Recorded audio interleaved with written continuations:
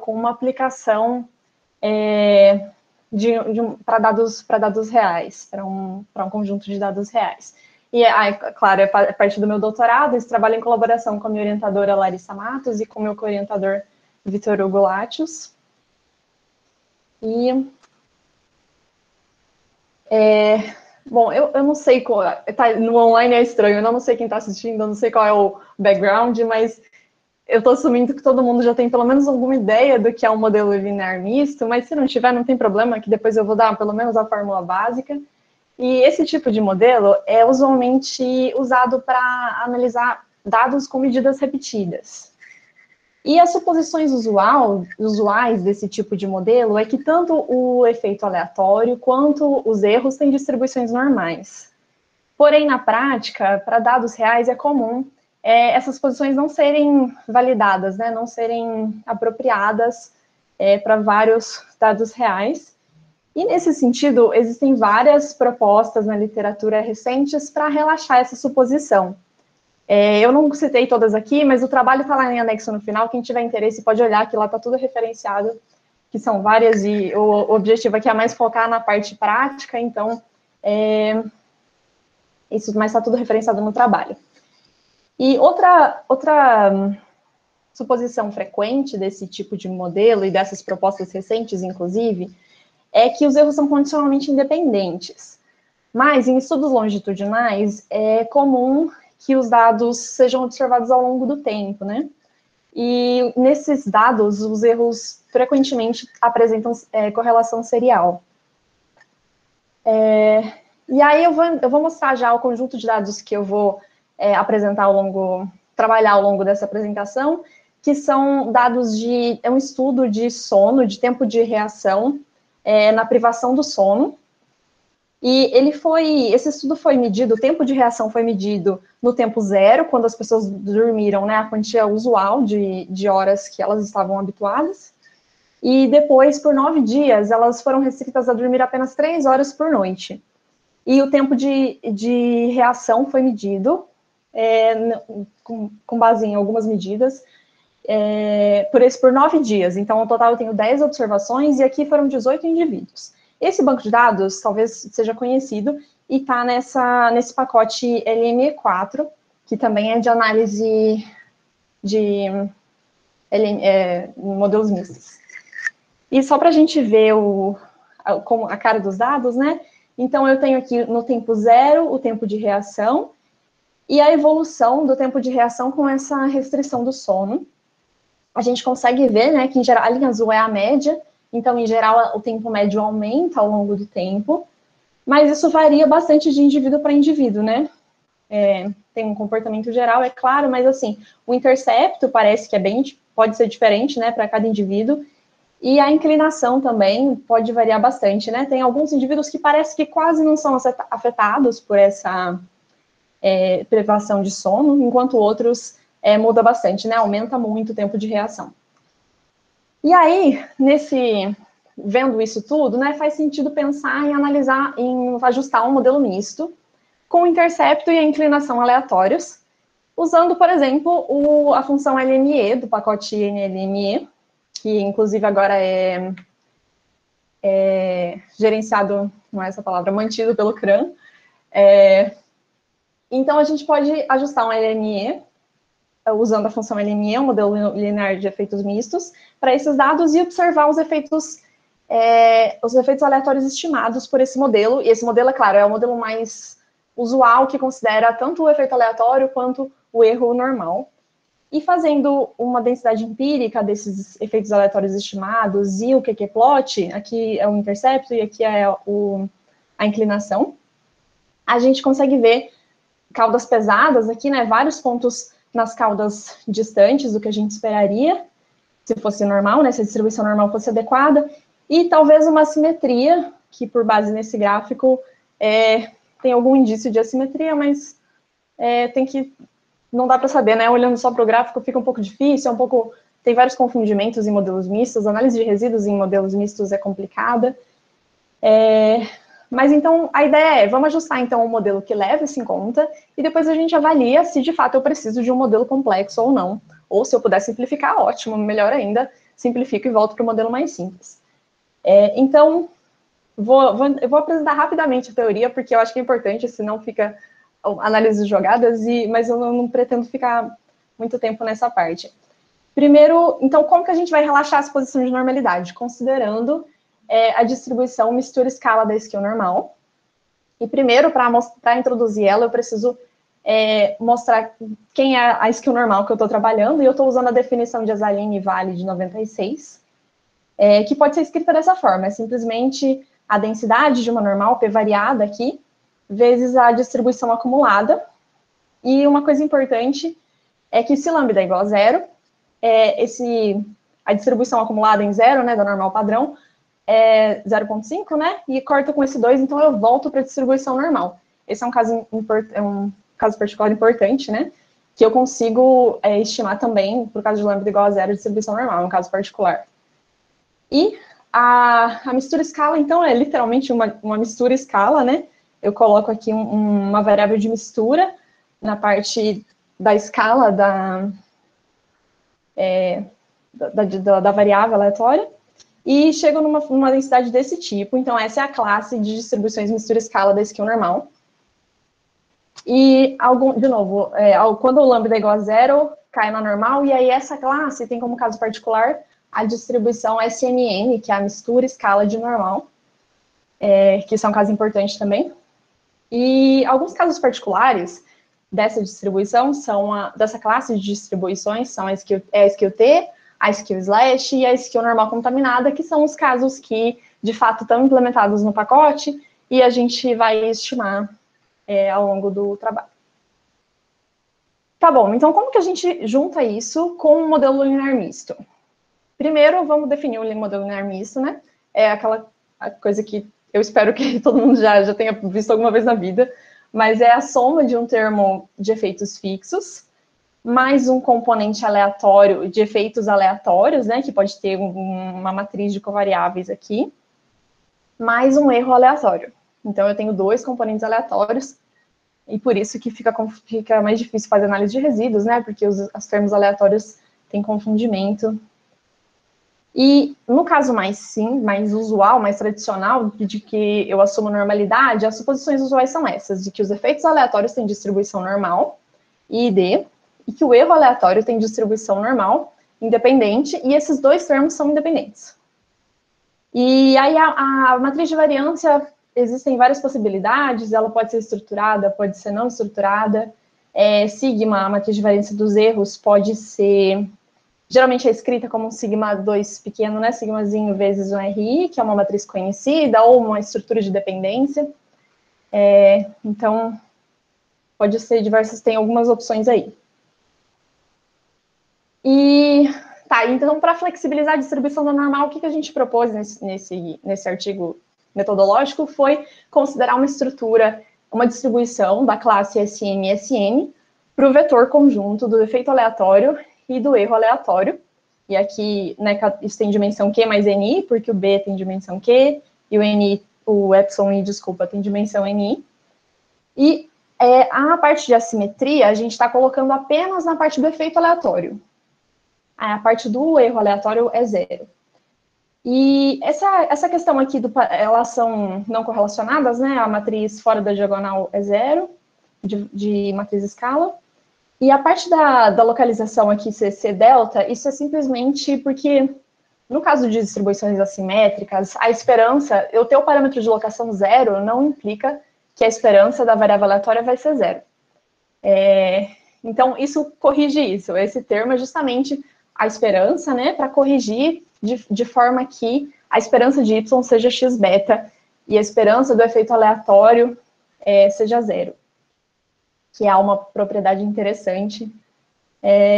E, no caso, aqui eu vou considerar a D como não conhecida, né? Eu vou estimar a D sem colocar estrutura nenhuma, ela pode ser, em geral, a dimensão dela não é muito grande, eu vou estimar os parâmetros dela, e para sigma eu posso colocar uma estrutura de dependência, que eu vou considerar especificamente alguns casos particulares. O caso condicionalmente independente, que eu vou chamar de CI daqui para frente, É o caso mais simples quando eu tenho que essa matriz R é a identidade. E aí, no caso, seria o caso sem estrutura de dependência, né? Eu também posso considerar uma dependência tipo autorregressiva para o vetor de erros. E aí, estruturar a R em função das autocorrelações teóricas, né? E também posso considerar uma correlação exponencial amortecida, DEC, que também depende de 2 parâmetros. Essa estrutura tem uma vantagem que, se eu tenho tempo contínuo, né, eu consigo ajustar ela, sendo que o AR, em geral, é para tempo discreto.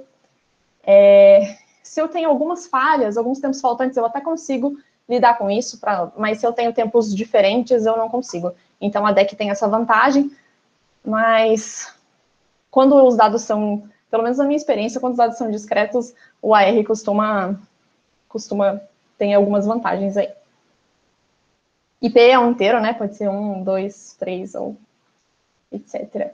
E uma observação importante aqui que facilita a estimação é que esse modelo pode ser escrito hierarquicamente dessa forma, que cada termo, né, se eu condicionar nas coisas certas, cada termo tem distribuição normal. E um pedacinho tem distribuição normal truncada, e a distribuição H aqui depende da variável de mistura. Então, para skill T, vai ser uma gama, para normal contaminada, vai ser uma variável dicotômica, né? Enfim, depende da distribuição, para cada distribuição vai ser uma, mas ela tem essa representação hierárquica que depende, que em geral fica dependendo de termos que são normais, né?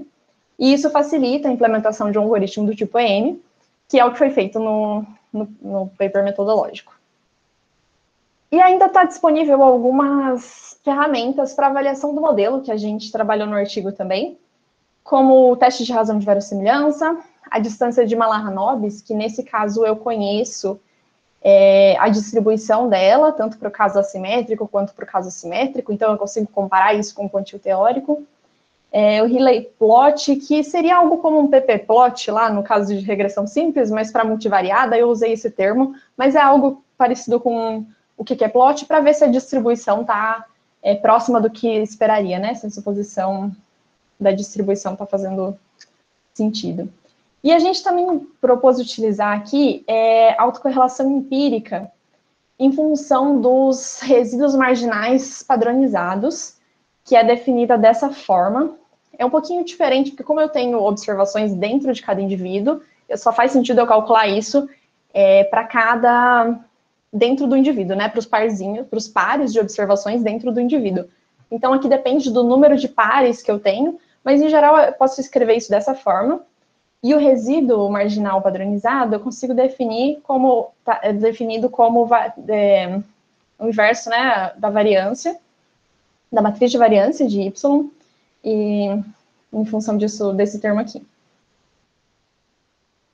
Tá, então tudo isso está implementado no pacote e eu vou mostrar, acho que eu já gastei muito tempo, mas eu vou tentar mostrar rapidinho como usar. A ideia foi implementar de uma maneira que ficasse intuitiva, assim, mais próximo do que as pessoas estão acostumadas para usar. E então ele tem métodos implementados como print, summary, plot, fitted, residuals, predicted. Se eu quiser fazer predição, é só usar a função predicted, meio parecido com o LME, com o que a gente está acostumado a usar. E as duas funções principais são essas aqui, smsn.lmn e smn.lmn, que é para o caso assimétrico e simétrico. E para o caso, os argumentos principais é o banco de dados que eu preciso, a fórmula dos efeitos fixos, a variável de grupo e uma fórmula para os efeitos aleatórios. E aí eu também posso escolher uma estrutura de dependência entre aquelas que eu mencionei e a distribuição, que por default é normal e skill normal, mas aí tem algumas opções que podem, né, ser escolhidas. E outros argumentos que podem ser úteis essa timeVar, que é o nome da variável no banco de dados, que representa o tempo. Então, para o caso DEC, por exemplo, se eu tenho observações que não são igualmente espaçadas, porque se eu não fornecer essa variável, o algoritmo vai usar a posição. Então, se isso não estiver ordenado, ou se o tempo não for igualmente espaçado, eu preciso definir essa timeVar. A ordem do processo autorregressivo, se eu estiver usando o ART, e os valores iniciais também, que o algoritmo escolhe valores iniciais que fazem sentido dentro do possível, mas às vezes é interessante trocar os valores iniciais para garantir que está chegando no máximo global, e isso pode ser feito fornecendo uma lista com nomes dos parâmetros que você escolher. Você pode escolher também só um subconjunto dos parâmetros. E aqui está o resuminho das funções que estão implementadas. Então, para o caso, eu tinha mostrado antes a fórmula do LME, então aqui é muito parecido, a única diferença é que aqui eu dou o nome da variável de grupo separado da fórmula do efeito aleatório, mas o resto é bem parecido. E o default é normal, então se eu não colocar nada para distribuição, vai ficar desse jeito. E skill normal para a função assimétrica. E aí, se eu observar, né, se eu colocar o nome do objeto, eu tenho uma saída que está definida pelo print, que me dá as informações básicas. Eu acho que tem tudo que é esperado, com os parâmetros estimados, os erros padrões dessas estimativas, algumas informações para critérios de seleção, e a mesma coisa para o assimétrico, só que o assimétrico eu vou ter uma linha a mais do lambda aqui, e eu não estou calculando os erros padrões do lambda, porque com estudos de simulação a gente viu que a estimativa do lambda, do erro padrão do lambda, não era muito confiável, então a gente preferiu ocultar e usar um teste de razão de verossimilhança para comparar isso.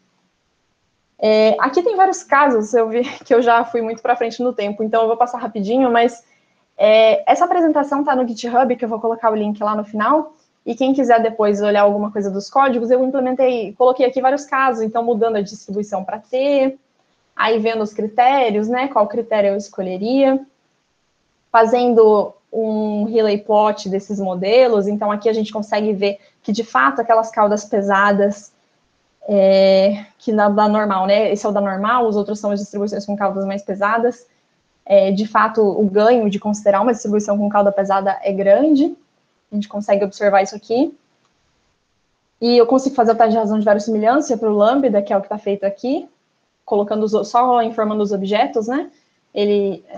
A função vai retornar o teste de razão de verossimilhança. Consigo calcular também a autocorrelação empírica dos resíduos, só chamando a função dessa forma.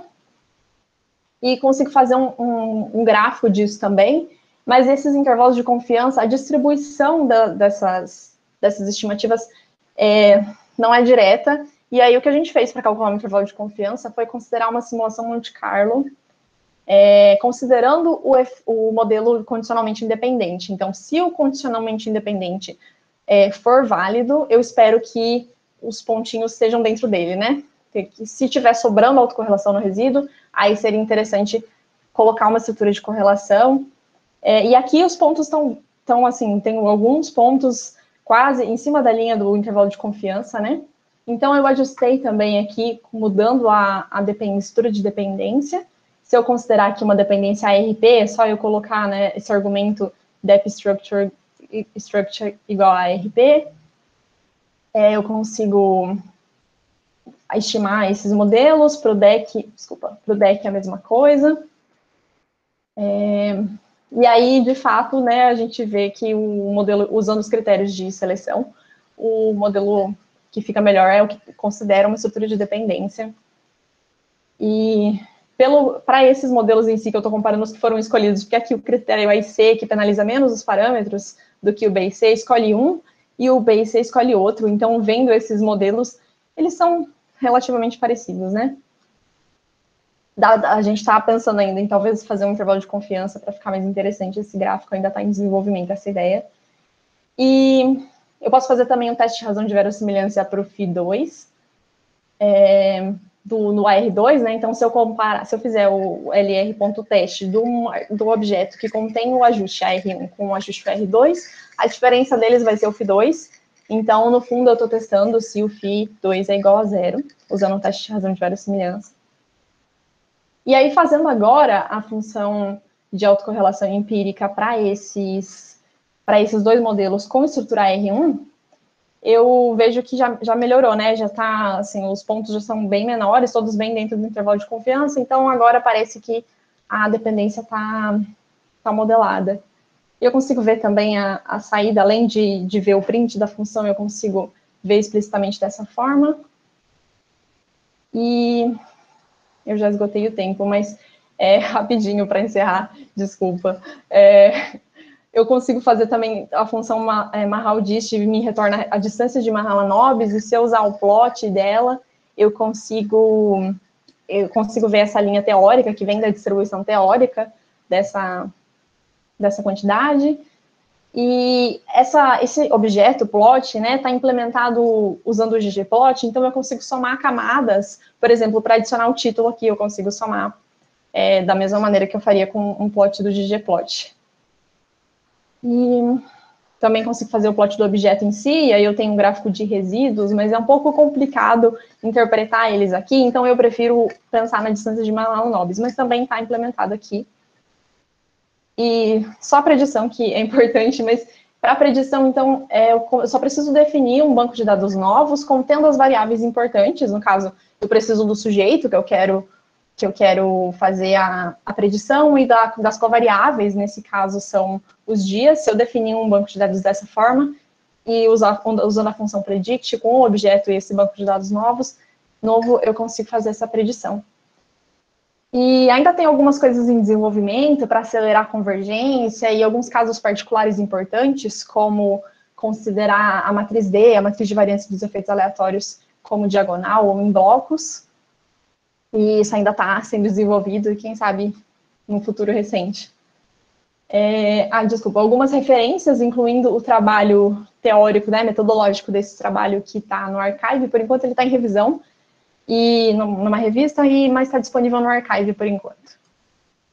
E eu queria agradecer o apoio financeiro do CNPq e da CAPES, e aqui eu coloquei os QR Codes do trabalho do pré-print do Archive e do GitHub, do meu GitHub, onde tem tanto essa apresentação, com o arquivo Markdown com os códigos, se alguém quiser rodar, e também tem um pacote com espaço para críticas, problemas, enfim, e os meus contatos aqui. Muito obrigada e desculpa ter passado do tempo.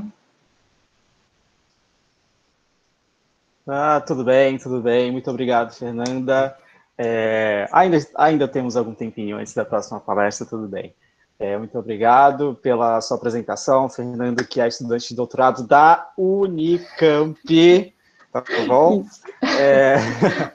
E, bom, aqui nos comentários a gente sempre abre espaço, né, para as pessoas que possam ter alguma pergunta. Aqui, então, não temos nenhuma pergunta, só mesmo os comentários não, né, só mesmo o link que a Joyce colocou aqui para que as pessoas preenchessem, né, com a sua presença. Então, Fernanda, mais uma vez eu agradeço pela sua apresentação. Obrigado. Imagina, obrigada a vocês. Então, agora a gente vai para o sorteio. Perdão, que eu estou falando todo mundo, mas, Joyce, é com você, porque tem agora o sorteio de mais um livro entre as pessoas, né, que assinaram, entre aspas, a lista de frequência. O livro é intitulado Funções Simétricas e Aplicações em Combinatória. Joyce, com você. Então, eu vou apresentar aqui, né, o sorteio. Vamos ver quem será o sortudo dessa vez. Vamos ver.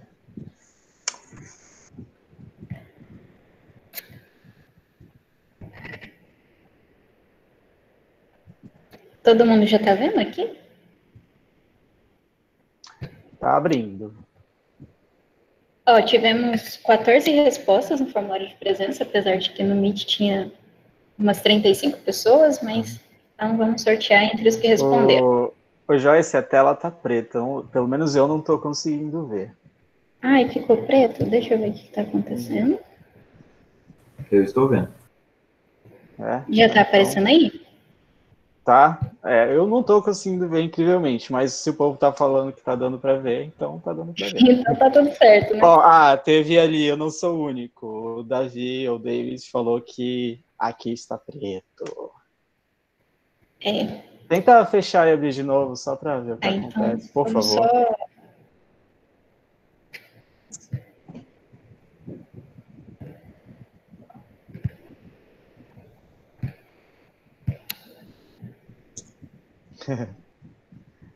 Vamos ver agora se vai dar certo. Agora eu tô vendo. O David e o Davi tá vendo também, então foi. Então agora tá funcionando. Então, beleza, temos aqui as 14 respostas. A gente sorteia 3, mas é só um ganhador. Só que caso o ganhador não tenha a frequência mínima, aí a gente passa o prêmio para o segundo colocado. Se o segundo colocado não tiver também, a gente passa para o terceiro. Então, ó, vou sortear 3 nomes, 3 números no caso. Então, os 3 sortudos são esse aqui. A gente vai disponibilizar depois, né, o resultado, e ao fim do evento a gente entra em contato por e-mail com quem foi o ganhador. Então, quem tiver dúvida sobre as regras do sorteio, é só dar uma conferida aqui na parte de informações. Aqui tem as regras do sorteio. Então, gente, acho que era isso. Eu só queria fazer um pequeno anúncio, mas você ainda tem mais alguma coisa para falar, Joyce? Não, pode falar, Marcelo, fica à vontade. Tudo bem, muito obrigado. Então, como a gente falou, como a Joyce falou, né, depois entraremos em contato com a pessoa. E agora tem palestra do nosso patrocinador, né, a palestra da Linear Softwares Matemáticos. Por favor, assistam, confiram, e no final teremos sorteio de 2 livros. Então, é bem importante a presença de todos vocês. Gente, obrigado pela companhia, obrigado pela audiência e até mais. Tchau, gente. Tchau, tchau.